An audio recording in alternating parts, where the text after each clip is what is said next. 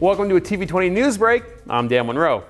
The 40th Annual City of Cleveland 4th District Police Community Relations Awards ceremony was held at the Fairhill Partners Building in Ward 6 to honor both officers and citizens that go above and beyond the call of duty. This is one of the best parts of my job as mayor. Recognizing our everyday heroes and sheroes who put their life on the line to keep our community safe. And those grassroots community leaders who are always doing the hard work to make our community more prosperous and more just. Numerous officers received honors, including the Special Commendation Award, Patrol Officer Award of Excellence, and the Cleveland Police Foundation Award. This is the work, and this is the work that we do every single day to show the city that we care about public safety, that we care about our residents, and that we are always focused on that motto: protect and serve, but with trust and equity. Community policing is very important. It increases the police visibility in the neighborhood and familiarizes them with the people. Thank you to the amazing community members that we have in this room. Equally as impressive, I'm very fortunate to have a position where I get to spend time with you. A position that not everybody who wears this uniform gets to do. And what an amazing lesson you have taught me over the last 7 years. I'm just so impressed with the men and women that live in this district, the passion you have for your neighborhoods, the willingness you have to work through hard times, the willingness you are to work with other people different than you, from different walks of life. You're creative, you're passionate, and I'm very, very thankful. A number of Cleveland residents were awarded with the Community Service Award, as well as the Citizen Award pin for their dedication and sacrifice to keeping their neighborhoods safe. For every scenario that's been recounted for you this evening, there are countless others that were just as heroic and just as selfless that weren't recognized, many of which were carried out by the same men and women that we honored here tonight. The men and women you see before you are but a fraction of the dedicated and professional members of the Cleveland Division of Police that serve faithfully every day to make our great city a better place to live, work, and visit. I am truly humbled to be in the presence of so many fine men and women. I would like to thank all of you once again for taking the time to join us tonight to honor these many worthy award recipients. And you can watch the entire 4th District Police 40th Annual Community Relations Awards right here on TV20 or on our TV20 Cleveland YouTube page. St. Vincent's Charity Medical Center in Cleveland's Ward 5 recently announced that it will be downsizing, and Councilman Richard Starr held a town hall meeting for residents to discuss the changes coming to their community. Here's TV20 reporter Alex McTurna with the story. The minute that I found out and got word of the announcement of what was going on with St. Vincent Charity, I immediately reached out to Council President, and since then we've been coordinating, meeting, discussing, conversating, emailing, calling, just to figure out what can actually be done and how we can stand frontline with the residents as well as the employees to figure out solutions to this problem that we all can see as a major concern. We know that you're losing acute care. I tell everyone, I take it personally. This hospital actually saved my mother's life. So this hospital does mean a lot to a lot of people. There's a lot of sentimental value. This hospital's been helping people since the Civil War. We always have to make sure that these low-wage workers that are nurses, that are phlebotomists, that are the folks that are on the front line that just got finished working through a pandemic, that we find a way to make sure that they're treated fairly, that they actually, that everyone adheres to their contract, but also that we look and we find deep in the wells of our heart to make sure that they're treated in a way of dignity and manner that they deserve. Citing financial losses, a decrease in demand for inpatient care, and an increase in demand to outpatient services, St. Vincent's Charity Medical Center will no longer serve as a traditional overnight hospital following November 15th, but their dedication to the central Cleveland neighborhood still stands. Again, meeting the emotional, spiritual needs, social and economic needs has been our constant and focus for the last 171 years the sisters have been here. They've made many changes across that time, and they had to address, as things changed, they had to make those adjustments. But they never, ever lost the focus of their mission, and that was to meet the needs of the poor and the unmet needs of people that were in their community.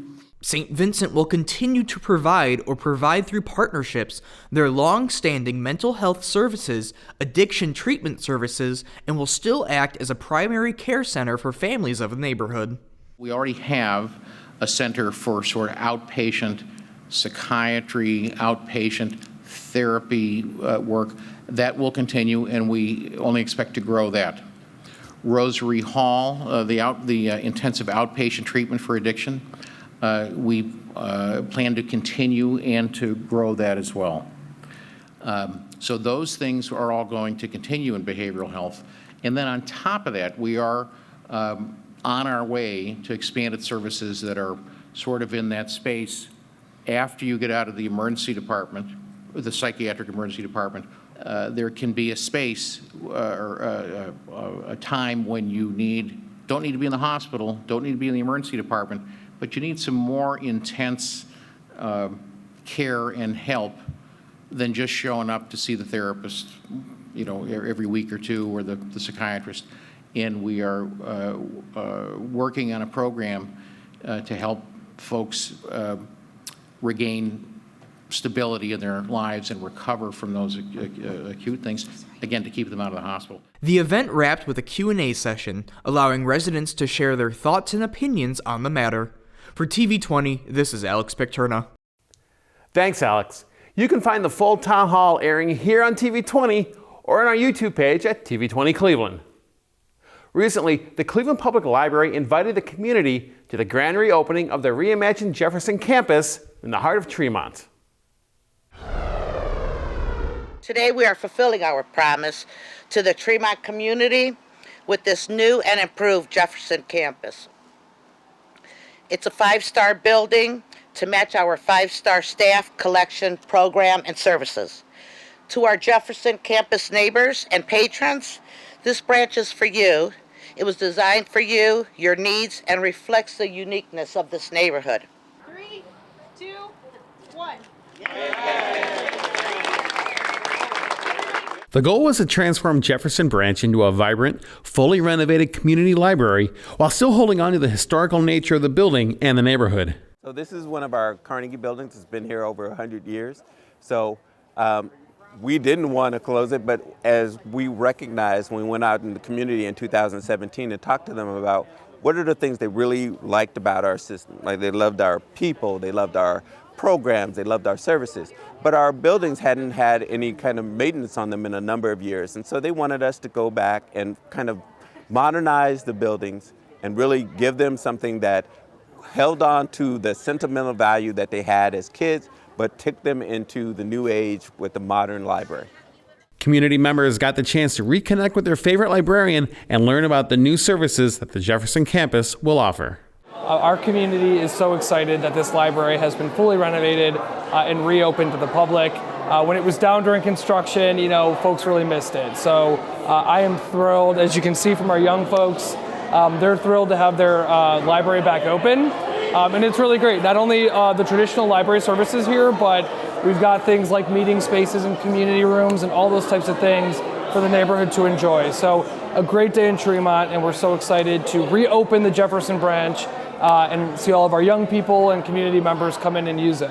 Other highlights to the campus include a larger children's area and teen nook, a laptop bar, meeting rooms, and book lockers for after-hours access to materials. I hope you here, all of the community members that are here who live in this community, see what you want to see in this branch. And if you don't see it, you talk to the branch manager, because we are here to serve you. We are the People's University because we serve the people, right? And that's who we are. The Cleveland Public Library will continue to build or renovate every neighborhood branch over the next decade.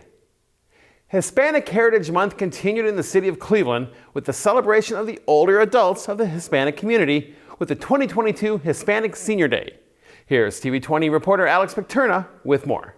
I think for me, the importance of an event like today really is about the city recognizing the contributions of all older adults, and particularly our older adults who are Hispanic, and how we can offer services to them where things are offered in Spanish as a language and translation. While we have a large senior day down at Public Hall that many people come to I really have grown to appreciate this opportunity to gather together in a smaller setting and provide the whole entertainment in both English and Spanish. So in the Hispanic community, there's a fabric of all of our cultures here, and it's a beautiful fabric because, as I said, it's a growing community in our neighborhoods. And so our older people that are here today, our seasoned seniors, I like to call them, have laid a foundation and are passing the torch to the future. And as the future begins to grow, it's all because of the ones that are here in this room today. La Sagrada Familia Church was home to this year's Hispanic Senior Day, an afternoon of fun and festivities for the older adults of Cleveland. Director of Aging Mary McNamara was grateful for the hospitality of the venue. Just wonderful hosts. It's a great space for us to be able to bring both resources. We've got a lot of great vendors here today. We're offering COVID and flu vaccines, health screenings, information about different resources, and then we're having fun. So we've got a dessert competition today. We've got a dominoes competition happening. We've got a dance contest happening. And that's not even, we've got lunch still to have and just the opportunity to socialize. But the event was also one of proactive measures too, with free health screenings being available to attendees. Today, one of the major thing is to go ahead and make relations with our seniors. But we also check in their blood pressure, we check in their glucose, make sure everybody's doing okay.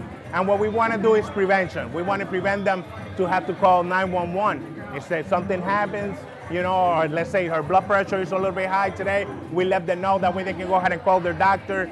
They can go ahead and make an appointment, check their medications, make sure they're taking their medications. So this is a great way of prevention. Seniors got to finish their afternoon with a free lunch, live music, and of course, a little bit of dancing. An important message also I want to relay to the community is that we have several staff members in the Department of Aging who are bilingual in both English and Spanish. So when you call the Department of Aging, you'll be able to communicate with someone in your preferred first language. The city also has a language line service, so whatever language is someone's first language in the city, they can call in and get services, and our staff can use an interpreter to be able to make sure that they can access all the same services that are available to every resident. We don't want language to be a barrier. For TV20, this is Alex Picterna. Finally, TV20 reporter Alex Picterna visited the rotunda of Cleveland City Hall as Hispanic Heritage Month came to a close with one final celebration. Today, Hoy, as we bring to a close al clausurar the events of our city's Hispanic Heritage Month, los eventos del mes de la herencia hispana, we bless you te bendecimos for the contributions por las contribuciones that Hispanic Americans have made que hispanoamericanos han hecho and will continue to make y seguirán haciendo on behalf of the city of a Cleveland favor de la ciudad de Cleveland and our y country. de nuestro país. May we never take for Que granted nunca demos por sentado the color that we bring el color que traemos to the multicolored garment al vestido múltiples colores that our country dons, de nuestro país. wearing it with dignity and prestige. The keynote speaker for this year's closing ceremony was Claudia De Leon, who shared her history and experience with the Hispanic community of Cleveland. This is a city where I learned what being Latino in Ohio is all about, and this is actually very true. While Columbus, Cincinnati, and Dayton, all cities where La Mega has operations, have a magnificent and vibrant Latino community, the majority of the Latino population in those cities is more transient. Cleveland, on the other hand, has one of the oldest Latino populations in the state of Ohio. The pride, the joy, the history of Latinos in Cleveland is so fulfilling and so contagious that if you're not from the area, you quickly learn why Clevelanders are Clevelanders, even beyond our ethnicity. After dinner and dancing, awards were handed out to individuals, organizations, and businesses who continue to support and represent Cleveland's Hispanic community. I would like to say thank you to the City of Cleveland for hosting this ceremony, and thank you to every single one of you for celebrating Hispanic Heritage Month with us. I hope you all continue to celebrate your roots and your heritage and just continue to be proud of it, and we'll see you next year. For TV20, this is Alex Picterna. Thanks, Alex. TV20 would like to congratulate the Hispanic community for another successful Heritage Month, and hasta el año que viene. Until next year. Well, TV20 is streaming live 24/7. Visit TV20Cleveland.com to see our live feed and more. Stay connected to TV20 wherever you go by liking and following us on Facebook and Twitter. And be sure to subscribe to our YouTube page to watch our numerous programs. Coming up next, learn about what's going on with the Cleveland Metropolitan Schools with this week's CMSD 360. Thanks for watching TV20 News. I'm Dan Monroe. Be sure to stay tuned for more on TV20. We are Cleveland.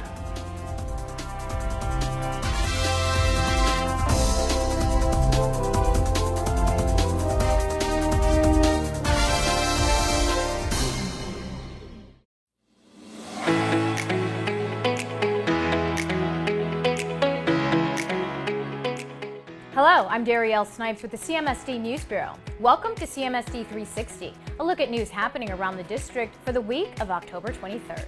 Monday starts the second marking period of the school year. It's also when year-round students head back to the classroom after a 2-week break. 9th graders will take the preliminary SAT or PSAT this week, and 10th graders will take it on Tuesday. The PSAT is a practice test for the SAT college admissions test and is administered by the College Board. The Board of Education will meet for its monthly business meeting at 6:30 p.m. on Tuesday at Orchard STEM School. For those who don't attend in person, the meeting will be live streamed. The link will be posted on the day of the meeting at clevelandmetroschools.org. On Wednesday, students at Valley View Boys Leadership Academy will hold a Muffins with Mom Breakfast Cancer Walkathon. Also on Wednesday, CMSD families won't want to miss the Fall Fest from 5 to 7:30 p.m. at Max Hayes High School. This evening of family-friendly fun and learning will include fun literacy and science activities. There will also be a DJ, free food, a game room, face painting, pumpkin carving, and candy giveaways. Students can wear appropriate costumes and enter a costume contest. No masks, please. Advanced registration is suggested. Visit clevelandmetroschools.org/fallfest for more information and to register. Turning to sports, esports teams will be competing this week, and the Senate League Football Championship will be held on Thursday at 6 p.m. at the Collinwood Athletic Complex. For more details and to check on the teams in state competition, head to clevelandmetroschools.org/Senate League. On Thursday, CMSD will hold a job fair from 9 a.m. to 4 p.m. at East Professional Center located at 1349 East 79th Street. Open positions include environmental service specialist, cook, lunch attendant, professional bus drivers, and more. To apply, go to clevelandmetroschools.org/hiring. This is the last week to show your principals some love as National Principals Month is winding down. Please take time to show your appreciation for our school leaders and the significant role they play in our district's success. If you honor them on social media, please use the hashtag #ThankAPrincipal or celebrate CMSD. We are also reaching the end of College Application Month. This is a great time for seniors to start the college admission process by submitting at least one college application. This is an initiative by the Ohio Board of Regents and the American College Application Campaign to help graduating seniors navigate the college admission process. Part of that process involves scholarships and other financial aid. Say Yes to Education applications and free application for Federal Student Aid or FAFSA opened for seniors earlier this month. For more information, go to clevelandmetroschools.org/sayyes. Well, looking ahead, the Cleveland School of Arts will hold early auditions on November 8th from 8:30 a.m. to 12 p.m. Students interested in attending CSA next academic year must complete an audition. For more information, go to clevelandmetroschools.org/CSA and click on the admission tab. Well, it's that time of year again for holiday treats. The Executive Grill will hold its 26th annual pie sale. Place orders by November 4th for delicious pumpkins, sweet potato pies, cheesecakes, and more, including the famous pumpkin roll. Orders can be picked up just in time for Thanksgiving on Monday, November 21st and Tuesday, November 22nd. Also, the Executive Grill's Thanksgiving banquet will be held on Wednesday, November 3rd from 11 to 1 at Jane Addams Business Center located at 2373 East 30th Street. There is limited seating, so reservations are required. The menu is prepared by the students and will include ham, turkey, and all the fixings. To place an order for the pie sale or to make reservations for the banquet, call 216-838-2433. You can also find menus and other information by going to clevelandmetroschools.org/grill. Stay connected with what's going on in the district by downloading the CMSD app or following CMSD on Instagram, Twitter, and Facebook. Thanks for watching CMSD 360. Have a great and productive week.